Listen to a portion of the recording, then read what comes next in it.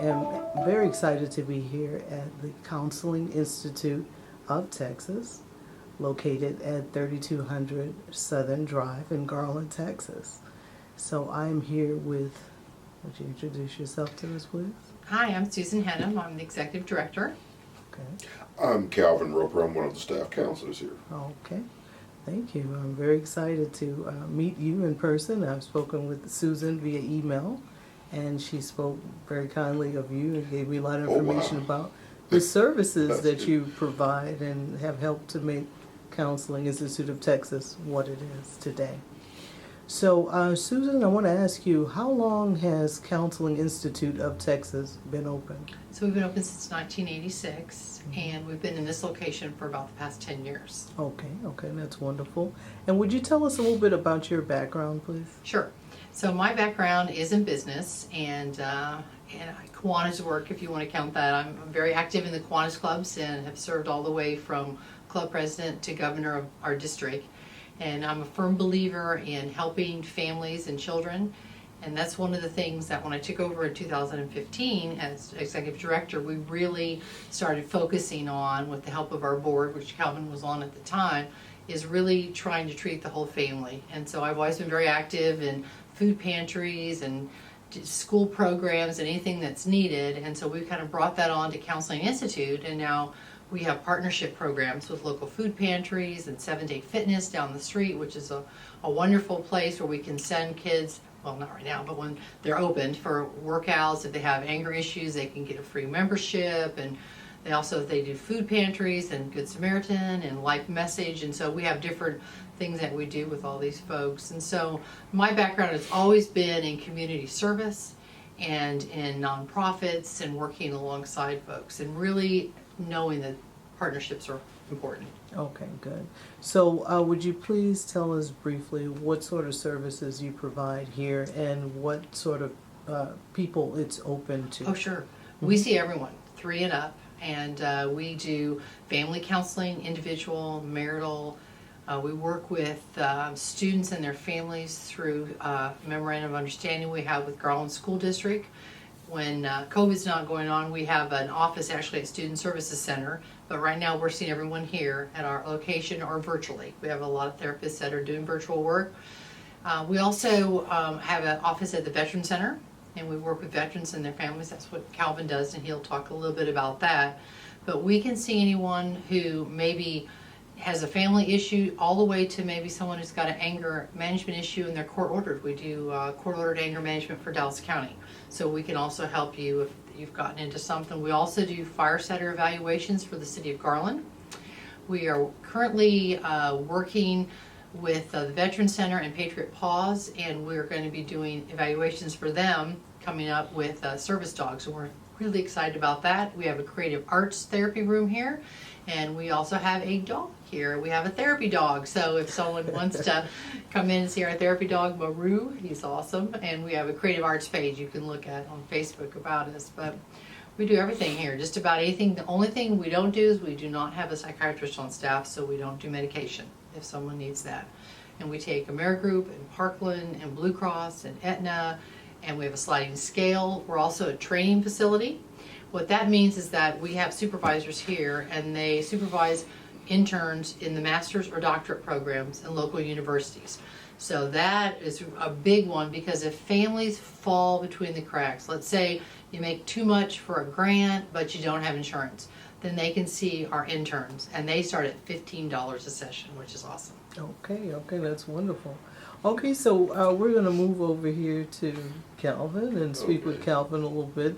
Would you tell us a little bit about your background and your history with CIT, please? Okay.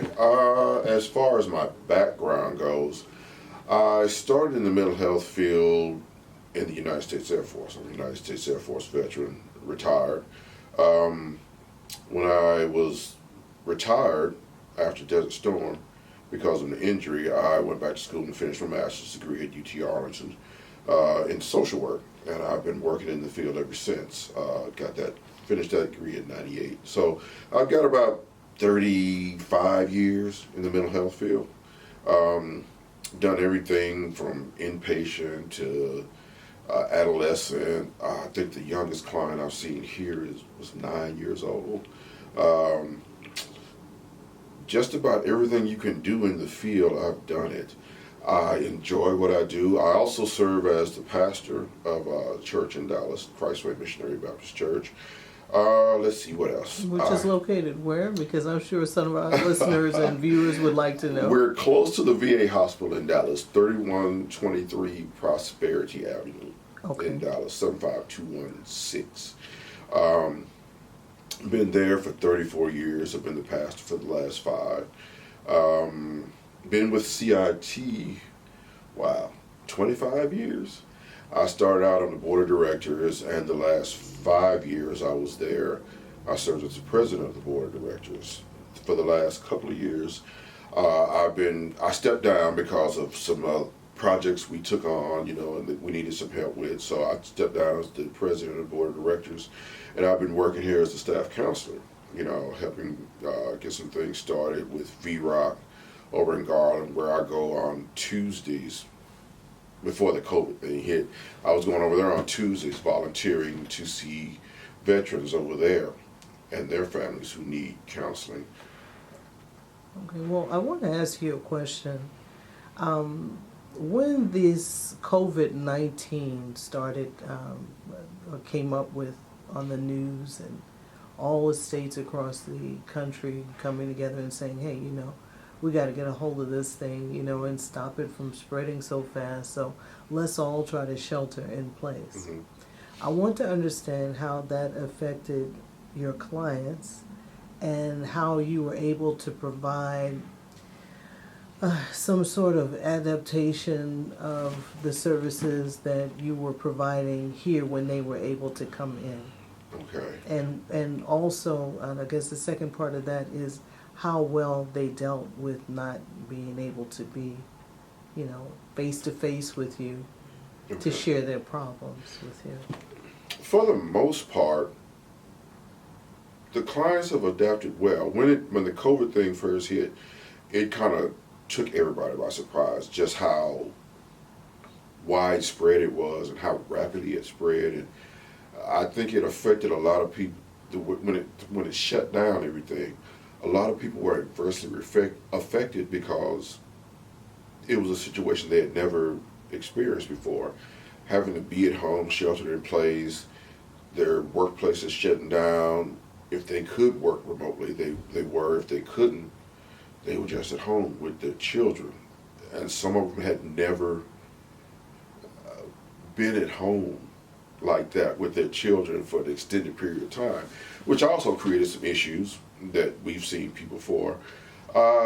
As far as when we shut down here, and we're seeing people by video conference, like a lot of people are, most clients have adapted well. We haven't had any people who have had any real heartburn about being seen by video. And as having been in the field as long as I have, it wasn't really a major transition for me, we go about doing what we do pretty much the same way as just by video chat. We'll send out an invitation through the system that we use, 15 to 30 minutes before, and they log in and we have our regular sessions. A lot of the issues that the COVID-19 pandemic has caused is, like I said, home issues in the home where parents haven't been at home with the children for an extended period of time. They're getting to know their children are getting to know them, and sometimes that creates a lot of conflict. So we do a lot of family counseling, a lot of individual stuff with parents and young people to try to help them adapt to the situation and adapt in a positive way, to what's going on. A lot of lost job income, which is stressful for the parents, trying to eat every day and pay their bills. And fortunately, we at CIT have a lot of programs that we tapped into that we can help people in the area with. Even in the Dallas area, we have a grant that covers Dallas County. Do you know anybody right? And for Garland, I actually applied for food through the COVID grant the city did, even though I don't serve food. The 2 food pantries in Garland are not CDBG recipients. You had to already be a recipient, and so I knew they couldn't apply for the funds, so we actually applied for them. So as we send people over there, we can give them money to help with the situation, because these folks, I know 7 Day Fitness was telling us last time I was there, people were lined around the block. You know, they doubled, tripled the people they were seeing. So now we can give them some help with those clients. That's Right. wonderful. I want you to know that I saw your sign outside of Good Samaritans. Yes. same That's thing. how I became aware of your Yes. organization. And I saw, I think underneath it, it mentioned something about help for families Yes. with the COVID-19, and that really, it caught my eye, and I said, I really would like to speak with the people in charge of this program, because it's something that's definitely needed. But I want to go back to what you mentioned before I turned the camera on, and that is getting into marketing. Yeah. And it not being an area of expertise. No, but you prior saw to my this, sign, but so yes. hey, it Hey, worked. it's working. It's working. Now, it's working. Woo, that is really good, That exciting is. for me. So I had this idea that I would put yard signs Right. at, the food pantries and posters and things like that. So I went about, I got Shutterstock and bought the pictures, and then we had to come up. So I would send them out to all the staff, and I'd say, does this look okay? Do I need to do something? And it really taught myself, and I'm so excited that you saw it. You called us because it's working. But we also have them up at the school so the folks can see that. And then we made handout cards to go, and we've given those to the nurses and the school counselors. And we started doing a newsletter for the nurses, because September is Suicide Awareness Month. And so I've sent out 2 major articles to the counselors that I got from Beacon, and one just talked about the suicide and the increase, and then the other one we got talked about the increase in African American males Right. with the suicide. So that very concerned me. So Yeah. I sent all that out to the counselors yesterday, because we really want to keep a watch on that and see what we can do for that. Well, I do have a question for you, and I mentioned it just in conversation with one of my friends a couple of months ago. I said, we're hearing about how people are affected by COVID-19 and adversely affected in so many ways, but I'm not hearing anybody make any mention of an increase in suicide rates. Oh, I So I don't know if you guys have any of those numbers, but I imagine being in a high pressure or stressful situation over an extended period of time. We're going into a year almost of people not being at work, either because the job shut down or they had to lay them off, or for some other reason they had to lay off some people. Some businesses have just shut down Shut down completely. altogether. Right, exactly. So, have you heard anything or read anything about suicide rates? Well, I can let you know for our clientele here, if we get a call and someone is actively suicide, we of course send them straight to the hospital, because we don't have a doctor here. But our calls for that have increased. Our calls and our referrals from the schools of the children and their outcries have increased. And of course, we send those right over to Perimeter, or if it's an adult, we're going to send them to the Adult Behavioral Hospital in Garland. And those have all increased. And the articles I've been reading have increased. It all says that is up. What we're seeing the most of is lately has been adults that are calling with that issue, saying they're really having a difficult time. And so we're working with the Garland Adult Behavioral Center, or they may come from Parkland, the hospital, and so we're working with them on that too. But yes, we've had an increase here. I can't tell you the exact numbers, but we have had an increase in calls here. We don't see those clients. We send them straight to the hospital and then ask that they call us back or send us over the referral form through the discharge. Okay. But we know enough that Yeah. we just send them straight. Across the country, it's up. The numbers are up. and in certain populations, like you talked a while ago, the article about in the African American male community, in the last 5 to 7 years, it's increased dramatically. And then with the COVID-19 and the separation and job loss on top of joblessness already in that community, it is rampant. It is up. So we screen for that on a regular basis. You know, whatever clients we see, we screen for suicidality and suicidal thoughts. You know, and sometimes in the counseling they may not admit it right away, but during the counseling 2, 3, 4 weeks down the line, they will mention, yeah, it did cross my mind at one time. You know, so even stressful people aren't used to this kind of stress.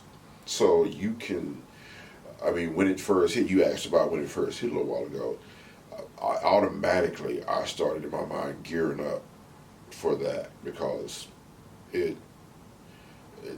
these are unprecedented times, and people are under unprecedented amounts of stress and anxiety and just desperation in a lot of situations. So yeah, we have such a broad program here, and it's needed right now because people have been affected in so many different areas of their life. So we try to be able to help in as many areas as we can, you know. I think all the talk about mental health is really helping. I mean, kudos to Dak Prescott, who came out and said, Right. I mean, my gosh, that was amazing. And I think that helped because it helped kids say, it's okay for me to talk about it. And so I think a lot of us, we're super busy right now on the phones. I think a lot of that has to do with people are finally talking about it. Right. They're finally saying, Right. it's okay, you can get help, which is fantastic. Yes, yes. So I want to ask you, say for instance, someone comes to you and they mention, like they are borderline suicidal or something like that. What things do you, or what sort of conversation do you try to have with them to get them on the right track? That although things may not change immediately, but what do you give them to focus on to work towards being prepared when that door of opportunity opens for change and some sort of normalcy in their lives? Basically hope that things are going to change, things will change for them, that the way things are right now hopefully aren't going to be the way things will be a week from now, 2 weeks from now, a month from now. We try to give them hope. And initially, when that comes up, they're borderline suicidal, as you said. We evaluate just to see where they are, and if they do meet the criteria where they need some higher level of care, we'll refer them out to that. But if it's, I mean, they haven't had any plans or they had any attempts or anything, then we deal with that one-on-one. And like I said, basically the bottom line is we try to give them hope, and we help them to see that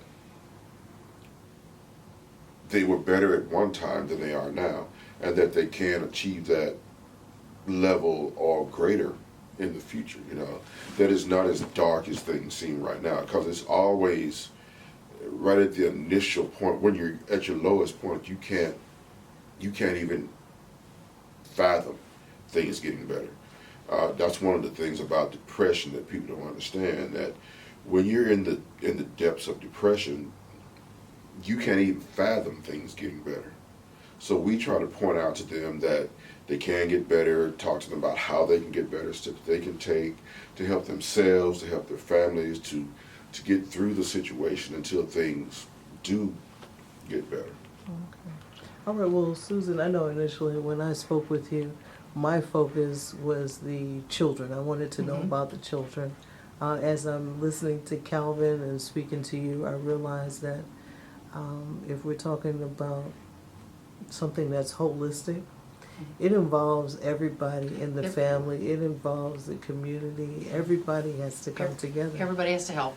So what I would like to ask you is a few questions about the kids.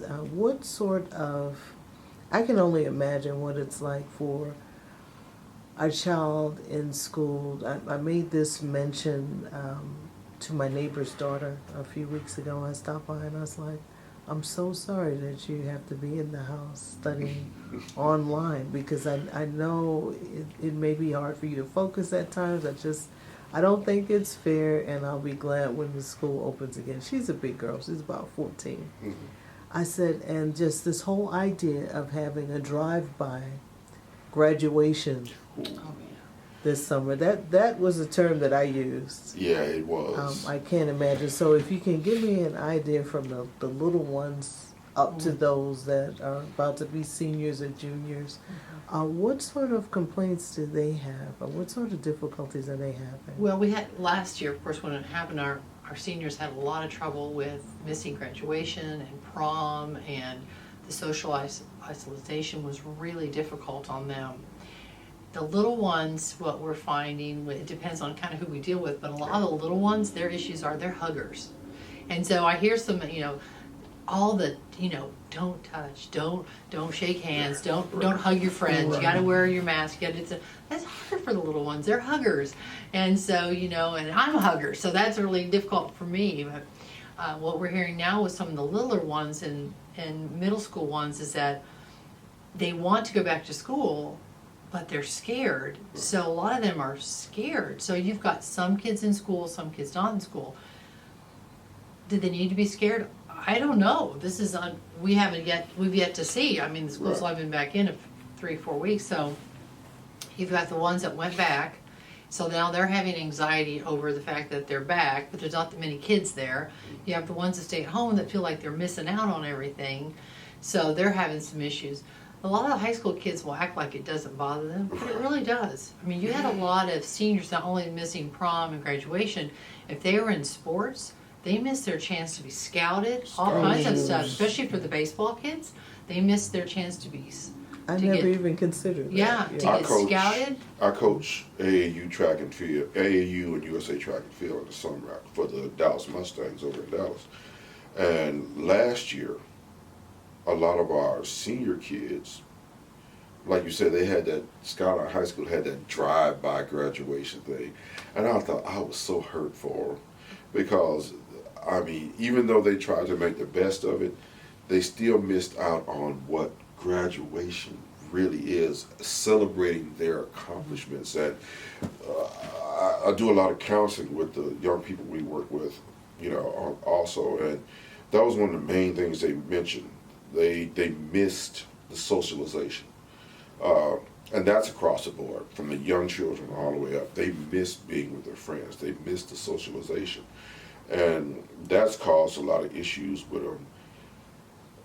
The oversaturation in the news and on the television and on the radio, it's everywhere you turn.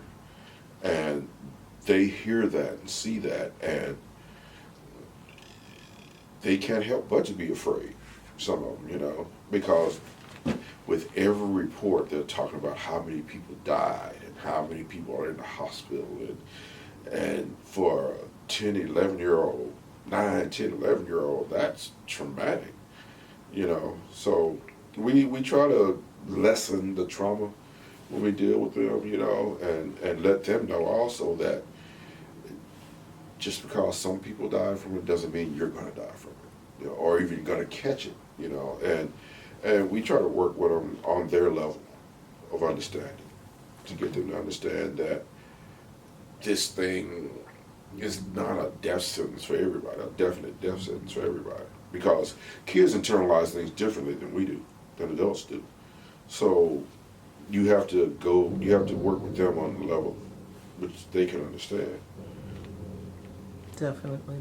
Yeah, so that's kind of what we're seeing is a lot of the kids are really stressed out. Yeah. Whether they're in school or at home, there's different stressors for each one.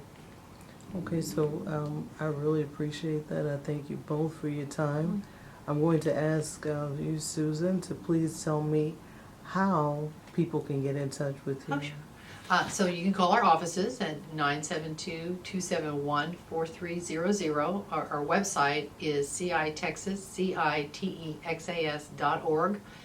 And right now our office, of course, our business office is closed, but we are taking, of course, appointments, and you can ask to be seen in person or virtually. We match you with the counselor that best fits your needs. So if the counselor that best fits your needs is only doing virtual, that's going to be the selection we offer you, because we have about 20 different counselors that work here, and so we're careful to match people up. Okay, and what are your hours of operation? We're open Monday through Friday, 9 to 9, with 8 being the last appointment, and Saturdays from 9 to 3, with 2 being the last appointment. Okay, and what sort of insurance are you accepting now? We once take again? AmeriGroup, Parkland, Aetna, Blue Cross, TRICARE for our veterans, and we're applying for United Healthcare, but that hasn't come through yet. And then we have grants. We have a COVID-19 grant for City of Garland residents, and we have a COVID-19 sponsored by United Way for our Dallas County residents. Okay. And we have our interns in sliding scale. Okay. So I'm sure people may want to know whether there is a preference in terms of who you're able to see, since we are in Garland. There's no preference for either Garland or Dallas County residents. Anybody in Dallas right? County, sure. Okay. Did you hear that, everybody? Anybody in Dallas Yes, County? please. Come on. Okay. Please. Yeah, come. we see Rockwell too. Really, we can see. Since it's virtual, we can see anybody, as long as you're in Texas. Okay. Okay. Great. 40 Acres News Media would like to take this time to thank its sponsor, Derek Stubbs. Derek Stubbs is a gospel radio announcer located out in Freeport, Grand Bahamas. You can catch Derek on Dove FM by logging into www.dove103fm.com between the hours of 12 noon and 5 p.m. Eastern Standard Time. Hey, any of you out there listening interested in sponsoring an upcoming show? All you have to do is give us a call at 405-673-3537. Once more, that number is 405-673-3537. And to everyone, I mean everybody, like and share. Okay, again, like and share. If you haven't already liked 40 Acres News Media, then please take a moment to like our page. Thank you so much.